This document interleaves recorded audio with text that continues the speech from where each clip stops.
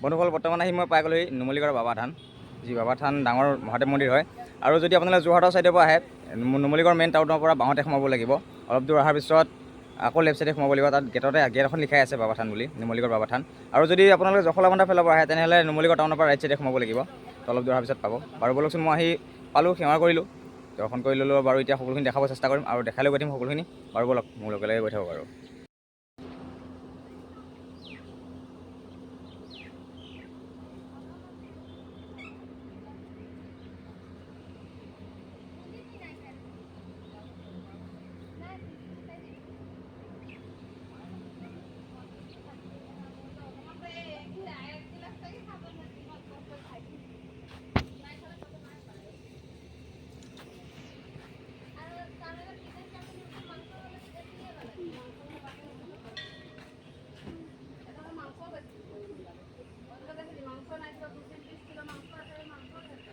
মানুহৰ ছাইডতো দোকান বজাৰ সকলো আছে। ধূপ চাকি লগত আনিব নালাগে, ইয়াতে পায়। শৰাইলৈকে পায় ইয়াতে বৰ্তমান।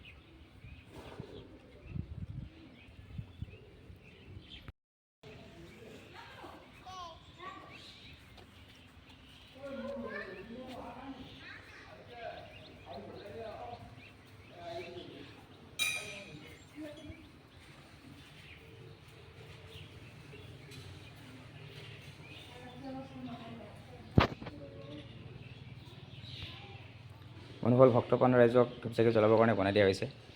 কাৰণ মন্দিৰৰ মেইন ভিতৰত ধূপ চাকি জ্বলোৱা নহয়, সেইটো কাৰণে বাহিৰতে সকলোখিনি বনাই দিছে।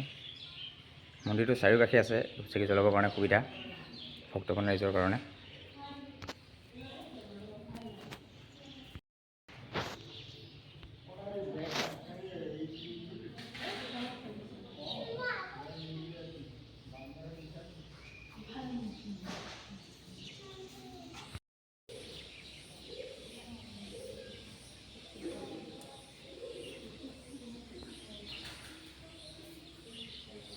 হৰ হৰ শম্ভু শিৱ মহাদেৱা শম্ভু।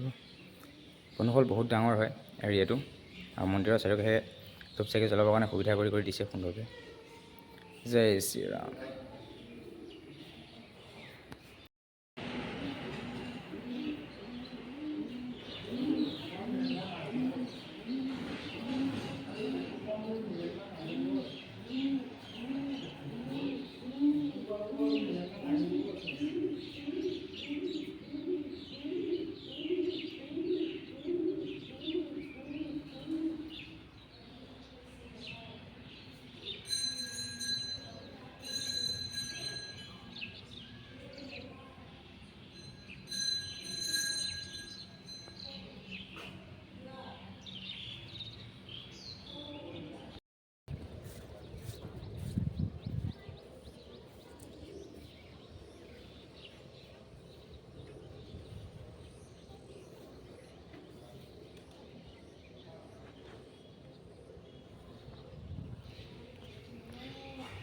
তেওঁ বৰ্তমান মন্দিৰ ভাগলৈ আহিলোঁ। বহুতো মানুহৰ মুখত শুনিছোঁ মন্দিৰ ভাগৰ বিষয়ে। মই নগাঁৱৰ পৰা আহিছোঁ, তো ভাবিছোঁ মন্দিৰটোৰ বিষয়ে আপোনালোকে ৰাইজক জনাওক দুআষাৰমান, যে মন্দিৰটোৰ মহত্তমা কি বা কিহৰ কাৰণে ইমান হেৰি হয়, মানে গুণ আছে মন্দিৰ ভাগৰ, শুনকচোন বাৰু। এই মন্দিৰ ভাগৰ বিশেষকৈ অলপ জোৰকৈ ক'ব। শিৱ বাবাৰ লিংগ আছে আৰু ভৈৰৱ আছে, গণেশ আছে লগত। আৰু এই মন্দিৰ ভাগ প্ৰায় 300 বছৰ আগৰ। 300 বছৰ আগৰ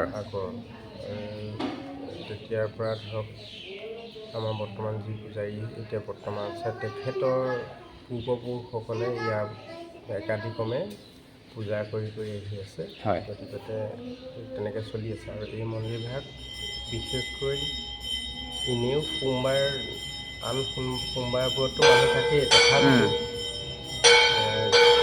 প্ৰত্যেক দিনাই কম বেছি পৰিমাণৰ মানুহ থাকে এতিয়া অৱশ্যে ৰাতিপুৱা হৈছে অকণ পিছৰ পৰা হয়তো মানুহ হ'ব আৰু শাওণ মাহটোতো কথাই নাই শাওণ মাহত মানুহৰ আঘোণ মাহত নতুন চাউল ইয়াত বাবাৰ ওচৰত অৰ্চন কৰে অৰ্চন কৰি মানুহে ঘৰত ব্যৱহাৰ কৰে আৰু তাৰপিছত ঘৰত খায় সেইদৰে আমাৰ এইটো এৰিয়াত এইভাগ মন্দিৰ ডাঙৰ মন্দিৰ আৰু এই মন্দিৰভাগ 300 বছৰ আগতে আপোনালোকে গম পোৱাত এই মন্দিৰভাগ 300 বছৰ আগতে কোনে স্থাপিত কৰিছিল কিন্তু তেনেকুৱা কোনো উল্লেখ নাই যে আমুকেই স্থাপিত কৰিছিলে বুলি কিন্তু বৰ্তমান পূজাৰী আজু ককাহঁতৰ আজু ককাহঁতৰ দিনৰ আগৰ আৰু পূজা অৰ্চনা কৰি আহিছে আগৰ পৰা কথাটো সেই মানে এই মন্দিৰভাগৰ কোনে নিৰ্মাণ কৰিছিল তাৰ কোনো হেৰি উলিয়াব পৰা নাই নিৰ্মাণটো পুনৰ নিৰ্মাণটো 2000 চনত বনাইছিলে প্ৰাক্তন আমাৰ গোলাঘাট সমষ্টিৰ বিধায়ক জিতেন গগৈদেৱে 2000 চনত 2000 চনত পুনৰ নিৰ্মাণ কৰিছিলে আগতে নামঘৰ টাইপৰ আছিলে টিনৰ আছিলে তেখেতেহে এই 2000 চনত